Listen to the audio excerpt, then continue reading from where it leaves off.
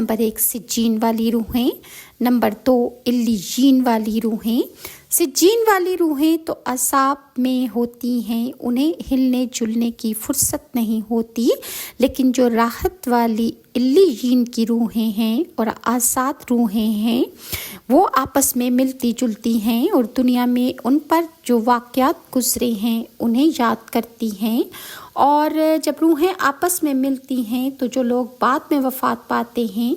وہ پہلے والی پرانی روحوں سے ان تمام واقعات پر بات چیت کرتی ہیں، یعنی پہلے مرنے والوں کی روحوں کو وہ دنیا میں ہونے والے تمام واقعات ان کے رشتہ داروں کے بارے میں جا کر خبر دیتی ہیں۔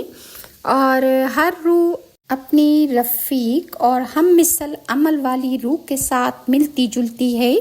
اسی لیے رسول اللہ صلی اللہ علیہ وآلہ وسلم کی روح رفیق اعلیٰ میں سے ہے،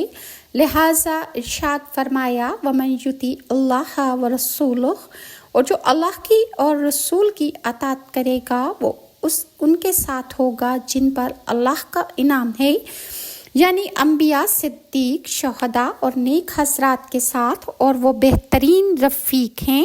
مل جل کر رہنا دنیا میں بھی پایا جاتا ہے اور عالم برزخ اور آخرت میں بھی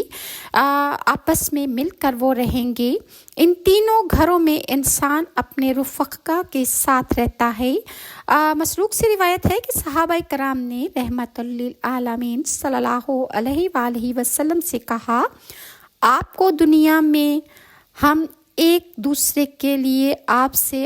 الگ رہنا گوارا نہیں کرتے، یعنی دنیا میں ایک لمحہ بھی آپ کی جدائی ہم سے برداشت نہیں، لیکن دنیا سے رخصت ہونے کے بعد آپ کا مقام اعلیٰ اور اونچا ہوگا، لہٰذا ہم آپ کو دیکھنے کو بھی آخرت میں ترسیں گے۔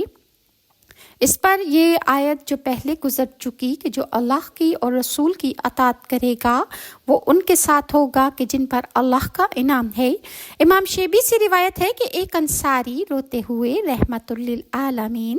صلی اللہ علیہ وآلہ وسلم کے پاس تشریف لائے۔ رسول اللہ نے پوچھا کہ کیوں رو رہے ہو؟ وہ بولے، یا رسول اللہ، اس کی قسم کہ جس کے علاوہ کوئی عبادت کا حقدار نہیں، آپ مجھے میرے اہل و عیال اور مال و متاع سے زیادہ محبوب ہیں۔ اللہ کی قسم آپ مجھے میری جان سے بھی زیادہ عزیز ہیں۔ جب آپ مجھے گھر میں یاد آتے ہیں تو مجھے آپ کو دیکھے بغیر نہ چین آتا ہے نہ سکون، پھر جب مجھے آپ اور آپ کی اور اپنی موت یاد آتی ہے تو میں سوچتا ہوں کہ مجھے دنیا ہی میں آپ کا ساتھ نصیب ہے، پھر تو آپ کو انبیاء کے درمیان